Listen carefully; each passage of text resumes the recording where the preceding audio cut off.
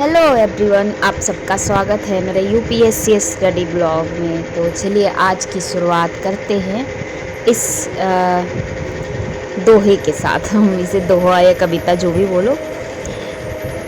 इस नदी की धार से ठंडी हवा आती तो है, नाव जर जर ही सही लहरों से टकराती तो है। एक चिंगारी कहीं से ढूंढ लाओ ऐ दोस्तों, इस दिए में तेल से भीगी हुई बत्ती तो है। तो अब हम स्टार्ट करते हैं। अगर आप यूपीएससी एस्पिरेंट हैं, यूपीएससी के स्टूडेंट हैं, तो इस वीडियो को आप पूरा ज़रूर देखिएगा। खुद को मोटिवेट कैसे करें, किस तरह से किया जाए, तो मैं आपको बताना चाहूँगी कि किस तरह से आप मोटिवेट खुद को कर सकते हैं। तो आज हम चलते हैं, तो आप इस वीडियो को ज़रूर अंत तक देखिएगा। बेहतर अवसर उपलब्ध कराती है। भारतीय सिविल सेवाओं को देश का जटिल प्रेस इसलिए कहा जाता है क्योंकि यह देश के संविधान के मूल्यों और विधान के प्रावधानों के मुताबिक देश के आम नागरिक के जीवन से जुड़ी लगभग सभी क्षेत्रों, खेती, किसानी, उद्योग, रोजगार, कानून व्यवस्था, रेल और डाक, सूचना प्रौद्योगिकी, ऊर्जा, विज्ञान, शिक्षा, स्वास्थ्य, भूमि, राज्य व्यवस्था, संस्कृति, वंचित वर्गों का कल्याण आदि में योजनाओं का कार्यान्वयन और समुचित नियम के माध्यम से बड़े स्तर पर अपना योगदान कराती है। सिविल सेवा परीक्षा की एक और बड़ी खासियत है इसके लिए कार्य क्षेत्र के विविधता। उपर्युक्त विभिन्न क्षेत्रों समेत शायद ही नागरिकों के जीवन का कोई ऐसा पक्ष हो जहां सिविल सेवाएं योगदान ना करती हो। इस तमाम कार्य क्षेत्रों में बेहतर काम कर हम अपनी प्रतिभा एवं योग्यता का भरपूर उपयोग करते हुए देश का समाज के निर्माण में अपनी प्रभावी भूमिका निभा सकते हैं। सिविल सेवक बनने के पीछे बहुत महत्वपूर्ण प्रेरक तत्व आत्मसंतोष का भाव और अपने अस्तित्व की पूर्णता के करीब पहुंचने की अनुभूति। क्या आपने कभी उस सुख की कल्पना की है जब आप किसी गरीब बेसहारे वृद्धा के जीवन में प्रभावी बदलाव लाकर उसकी रुकी हुई पेंशन दोबारा शुरू करवा सके? जब लोग कल्याणकारी योजनाओं के प्रभावी कार्यान्वयन के माध्यम से आप वंचित वर्गों के, अनुसूचित जाति, जनजाति, पिछड़े वर्गों और अल्पसंख्यकों, दिव्यांगों, महिलाओं, बच्चों, वरिष्ठ नागरिकों, भूमिहीन किसानों, असंगठित क्षेत्र के मजदूरों और युवाओं के जीवन में सकारात्मक बदलाव ला सके? भारतीय संविधान के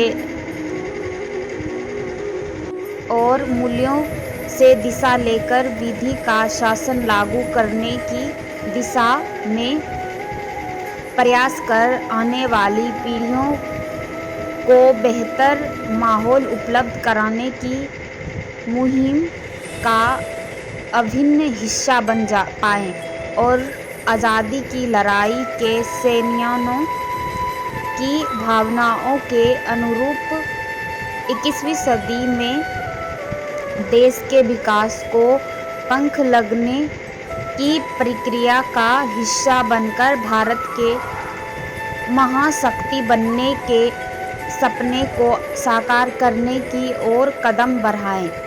जीवन में प्रत्येक क्षेत्र में कार्यरत सभी लोग जैसे शिक्षक, डॉक्टर, इंजीनियर, सीए, आर्किटेक्ट, वकील, पत्रकार, लेखक, कलाकार, बैंकर, प्रबंधक, व्यवसायी, उद्योगपति, समाज सेवी आदि अपने अपने हिस्से की भूमिका निभाते हैं और उनका राष्ट्रीय निर्माण में महत्वपूर्ण योगदान है।